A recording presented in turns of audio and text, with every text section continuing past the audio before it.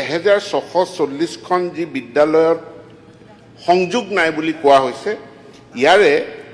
643খনত আমি সোলাৰ বিদ্যুৎ আমি তেওঁলোকক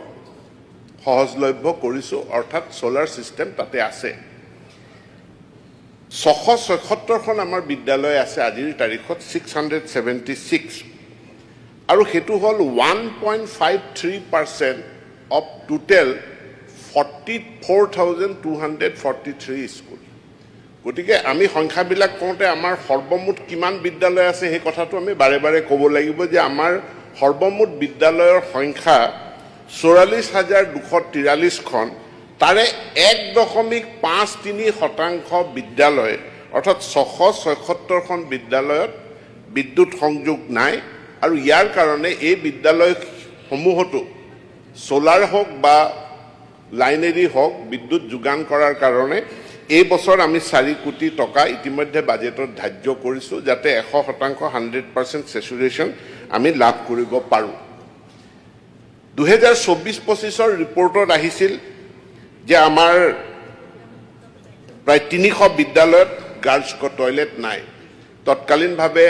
বিদ্যালয়সমূহ যিসমূহ বিদ্যালয়ত গাৰ্লছ টয়লেট নাছিল আমি ব্যৱস্থা গ্ৰহণ কৰা হৈছে আৰু আজি এই পবিত্ৰ সদনক মই জনাব বিচাৰো যে আজিৰ তাৰিখত অসমত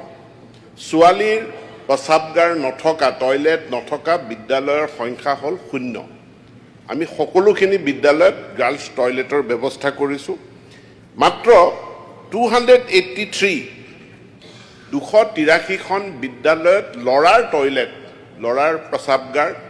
নাই আৰু যেটো পাৰ্চেন্টেজ হিচাপত 1%তকৈ কম অৰ্থাৎ 0.64% of schools in Assam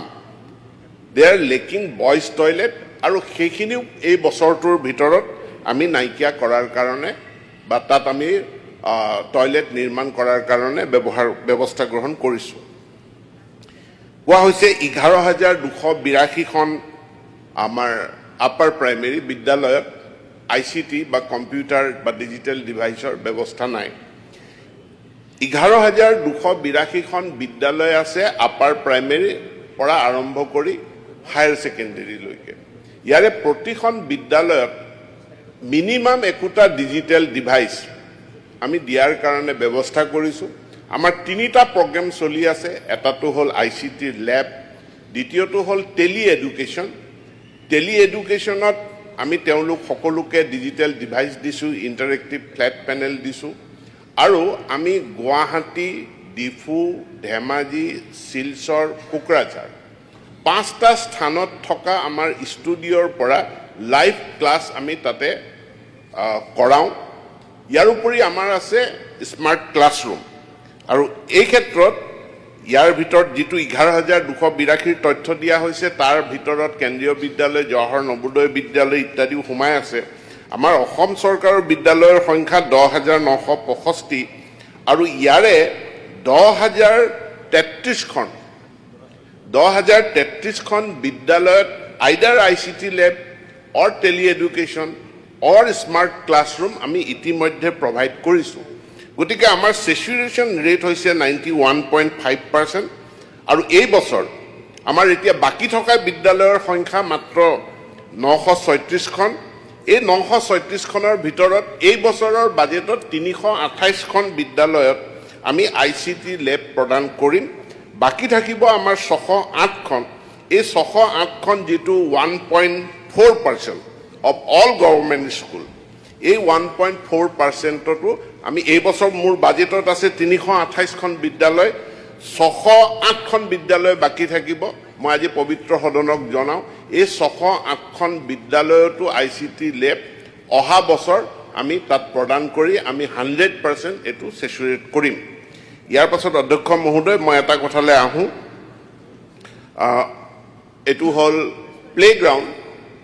আৰু বাউণ্ডাৰী ৱাল 2024-25 ইউডাইছৰ ৰিপৰ্টত কোৱা হৈছিল যে অসমৰ 44,243 খনৰ ভিতৰত 20,000 বিদ্যালয়ত আমাৰ বাউণ্ডাৰী ৱাল নাই কিন্তু এতিয়া এটো 2026 চনৰ আমি জুলাই মাহ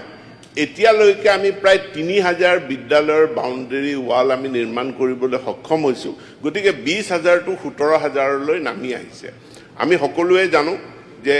আগৰ MGNৰেগাৰ ঠাইত এই বছৰৰ পৰা জুলাই ১ তাৰিখৰ পৰা আৰম্ভ হ'ল বিকশিত ভাৰত জি এখন নতুন আঁচনি, যিখন আঁচনিত গ্ৰামাঞ্চলত মানে সম্পদ সৃষ্টি কৰা, এছেট ক্ৰিয়েশ্যন কৰা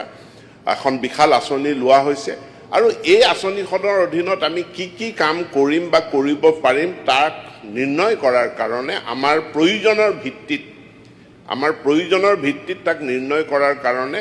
কেবিনেটে এখন কেবিনেট উপসমিতি গঠন কৰি দিছিল আমাৰ মন্ত্ৰী মাননীয় শ্ৰী অতুল বৰাৰ নেতৃত্বত। সেই কমিটিখনত ময়ো এজন সদস্য হিচাপে আছোঁ আৰু এই কমিটিখনৰ পৰা অসমৰ সমূহ পঞ্চায়তী ৰাজ অনুষ্ঠানলৈ পৰামৰ্শ দিয়া হৈছে যে শিক্ষানুষ্ঠান আৰু অংগনবাড়ী কেন্দ্ৰক অগ্ৰাধিকাৰ দি, আকৌ কৈছোঁ শিক্ষানুষ্ঠান আৰু অংগনবাড়ী কেন্দ্ৰক অগ্ৰাধিকাৰ দি যাতে VBGত আমি কনভাৰ্জেন্স মোডত এই কামখিনি কৰিব পাৰোঁ। লগতে যিটো প্লেগ্ৰাউণ্ড কোৱা হৈছে, প্ৰায় ৭,০০০ বিদ্যালয়ত আমাৰ প্লেগ্ৰাউণ্ড নাই। মই লিষ্টখিনি গোটেইখন চালোঁ, মই গাঁৱৰ লিষ্টখিনি। ইয়াৰ সৰহসংখ্যকেই আছে আমাৰ নগৰ অঞ্চলবিলাকত। এতিয়া নগৰ অঞ্চলবিলাকত